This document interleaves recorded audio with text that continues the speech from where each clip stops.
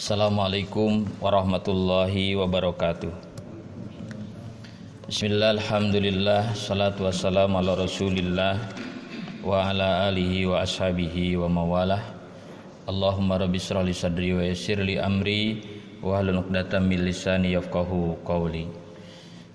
Alhamdulillah, pada siang ini kita masih berkesempatan diperkenankan oleh Allah Subhanahu wa taala untuk bisa sama-sama hadir melaksanakan sholat duhur berjamaah.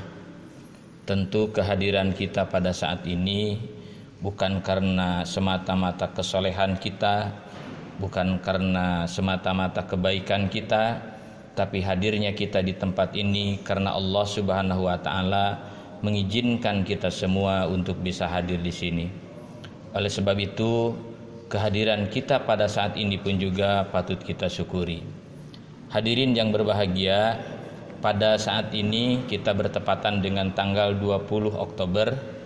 Ini bertepatan dengan 1 tahun pemerintahan kita, Presiden Jokowi dan Kiai Haji Ma'ruf Amin memimpin negara kita. Kita doakan mudah-mudahan pemimpin kita diberikan kemudahan dalam memimpin dan mengurus bangsa ini, sehingga apapun yang menjadi kebijakannya menjadi kebaikan bagi bangsa kita dan kebaikan bagi kita semua. Amin ya rabbal alamin. Hadirin yang berbahagia, dalam salah satu hadis Rasulullah sallallahu alaihi wasallam bersabda, "Jara rajulun akhan lahu fi qaryatin." Pada suatu waktu ada seseorang yang mengunjungi saudaranya di suatu desa. Farsadallahu lahu malakan ala madrajatihi. Kemudian Allah mengutus seorang malaikat untuk menyertai di perjalanannya. Faqala, kemudian malaikat itu berkata, "Aina turid?" Mau kemanakah engkau? Qala, kemudian laki-laki itu menjawab, "Ahan li fi hadhil qaryah." Saya mempunyai saudara di desa ini atau di kampung ini. Faqala, kemudian malaikat berkata lagi, "Hallahu 'alaika min ni'matin tarubbuha." Apakah saudara engkau yang ingin dikunjungi itu dia pernah memberikan suatu kebaikan kepadamu sehingga kamu ingin membalas kebaikannya? Kemudian dia menjawab, qala, la, tidak, illa anni uhibbuhu fillah. Saya mengunjungi saudaraku ini bukan karena dia sudah berbuat baik kepada saya, bukan karena dia sudah memberikan sesuatu kepada saya, tapi saya mengunjungi dia semata-mata karena Allah. Qala, kemudian malaikat itu berkata lagi, fa inni rasulullah ilaika. Kata malaikat kepada orang tersebut, saya ini diutus oleh Allah kepadamu. Fa innallaha ahabbaka kama ahbabtahu. Untuk menyampaikan bahwa Allah mencintaimu, Allah menyukaimu sebagaimana engkau telah mencintai Allah. Hadirin yang berbahagia, ini adalah suatu pelajaran yang sangat penting, bahwa kalau kita melakukan amalan, melakukan ibadah, melakukan kebaikan, bermuamalah dengan sesama manusia, dasarnya harus kita lakukan semata-mata karena Allah, bukan karena yang lainnya.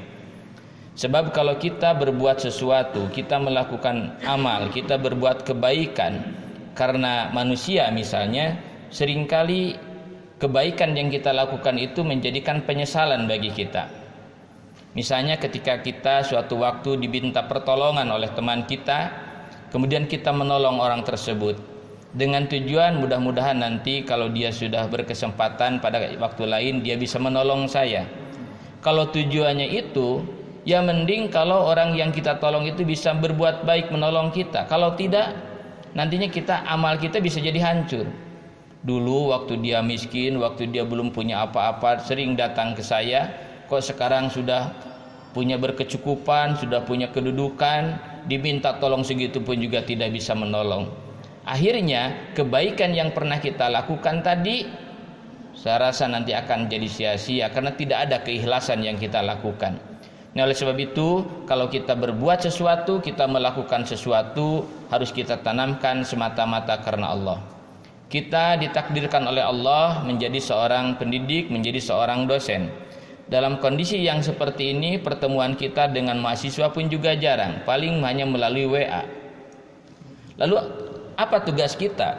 Kalau kita mendapatkan WA dari mahasiswa bimbingan kita, tentu adalah ketika kita merespon WA tersebut, niatnya jangan dilihat mahasiswanya. Oh, ini kewajiban saya terhadap mahasiswa saya, terhadap orang yang saya bimbing. Ketika kita itu lakukan, maka akan ada ketenangan dalam diri kita, tidak ada keterpaksaan. Dan mahasiswa yang kita respon tadi akan bahagia, akan merasa diperhatikan. Tapi sebaliknya, ketika misalnya kita lambat merespon, pertama mahasiswa kita juga akan mungkin ada perasaan yang tidak nyaman, kemudian kitanya pun juga menjadi tidak baik bagi kita. Demikian juga halnya bagi mahasiswa. Mahasiswa belajar tentu tujuannya harus semata-mata mencari ilmu karena Allah. Jangan sekali-kali kita belajar, kita kuliah hanya untuk nilai. Sebab kalau kita belajar hanya untuk nilai, maka kebaikan yang kita peroleh hanya nilai saja, tidak punya kebaikan di sisi Allah. Dan kalau orang belajarnya semata-mata karena Allah, rasa takdim terhadap dosen pun juga, terhadap guru yang pernah mengajar juga pasti akan tertanam di dalam hati kita. Dan di sanalah akan menjadi sumber keberkahan bagi kita. Sebab terus terang banyak kita rasakan bahwa ilmu itu sebetulnya, atau ilmu atau nilai itu sebetulnya belum menjadi apa-apa kalau tidak ada keberkahan. Makanya kita belajar itu bukan hanya semata-mata mencari bagaimana supaya kita dapat nilai, tapi bagaimana dengan nilai tersebut menjadi berkah. Kunci keberkahan adalah ketika kita melakukan semua itu didasari karena Allah Subhanahu wa taala. Hadirin yang berbahagia, singkat kata bahwa kita melakukan apapun juga harus senantiasa didasari karena Allah Subhanahu wa taala.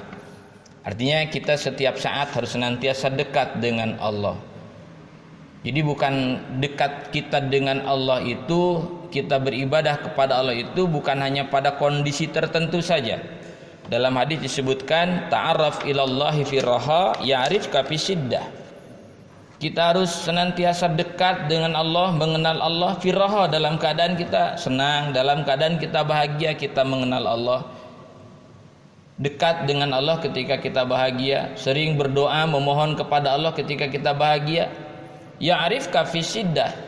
Kalau kita sering mengenal Allah, sering berdoa kepada Allah, memohon kepada Allah ketika kita dalam keadaan senang, ketika kita berkecukupan, ketika kita bahagia, nanti dampaknya ya'rifka fi siddah. Nanti secara otomatis tanpa diminta permohonan oleh kita, Allah akan menolong kita dalam keadaan susah, dalam keadaan kita misalnya bermasalah. Jadi oleh sebab itu, ketika kita berdoa kepada Allah ini tentu bukan hanya dalam kondisi-kondisi sulit saja. Justru yang harus kita biasakan, yang harus kita dawamkan adalah kita memohon kepada Allah, kita meminta pertolongan kepada Allah dalam waktu kita diberi kelapangan oleh Allah Subhanahu wa taala. Hadirin yang berbahagia, itu saja yang dapat saya sampaikan. Mudah-mudahan ini menjadi pengingat bagi diri saya sendiri, dan mudah-mudahan ada manfaatnya bagi semuanya, supaya apa yang kita lakukan bernilai positif di sisi Allah Subhanahu wa taala, bernilai pahala di sisi Allah Subhanahu wa taala. Kita harus melakukan semua ini karena tentu tidak semua orang pandai berterima kasih.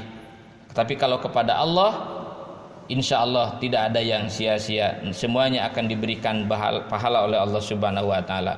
Mohon maaf, wallahul muwaffiq ila aqwamit thariq. Assalamualaikum warahmatullahi wabarakatuh.